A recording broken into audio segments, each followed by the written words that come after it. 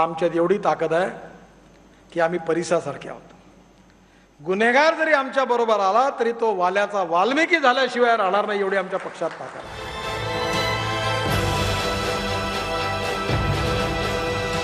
वाल्याचा वाल्मिकी करून घेणं भाजपच्या यशाचा हाच तो नवा फॉर्म्युला.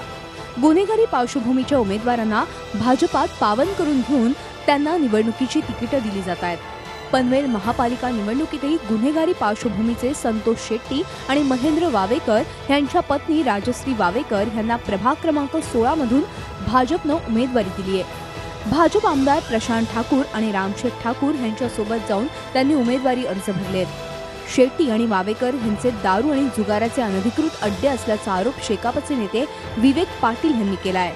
थोडे वाईट धंदे करणारे आहेत, दारूचे अड्डे चालवणारे, डान्स बार चालवणारे आहे, जुगाराचे अड्डे चालवणारे, अशा म्हणजे कुठल्याही विधिनिषेधता न बाळगता कोणी कसं या, फक्त पैसा आणा, पैसा खर्च करा आणि निवडून या, ही जी त्यांची पॉलिसी ठरली आहे तिला चोख उत्तर देण्याचं काम या निवडणुकीमध्ये जनता केल्याशिवाय ठेवणार नाही. आणि दारू आणि जुगाराचा व्यवसाय आपण फार वर्षांपूर्वीच सोडलाय असा दावा संतोष शेट्टी यांनी केलाय. तर महेंद्र वावेकर यांनी शेकाप नेत्यांचे आरोप खोडून काढले आहेत. एक पाटिल साहब 20 साल में आमदार था, न्यू पनवेल में एक भी काम किया रहेगा तो खुद आमदार साहब बताने दो. लेकिन आपके ऊपर बार बार आरोप करते, उसका जवाब आप कैसे देंगे? दूसरा कुछ मुद्दा नहीं उसको आरोप करने के लिए, पब्लिक को भी मालूम है क्या किया नहीं. संतोष शेट्टी ने न्यू पनवेल के लिए बहुत कुछ काम किया. आता माझा इस्टेट एजन्सीचा व्यवसाय आहे, तो इलिगल आहे का? नाही आहे. माझं गोट फार्मिंग आहे, इलिगल आहे का? नाही आहे. माझा सोशल क्लब आहे, तो पण लिगल आहे. त्याच्यासाठी गव्हर्नमेंटचा लायसन्स आहे. त्याच्यासाठी मी 1,20,000 पर ॲन्युअम गव्हर्नमेंटला टॅक्सेस भरतोय.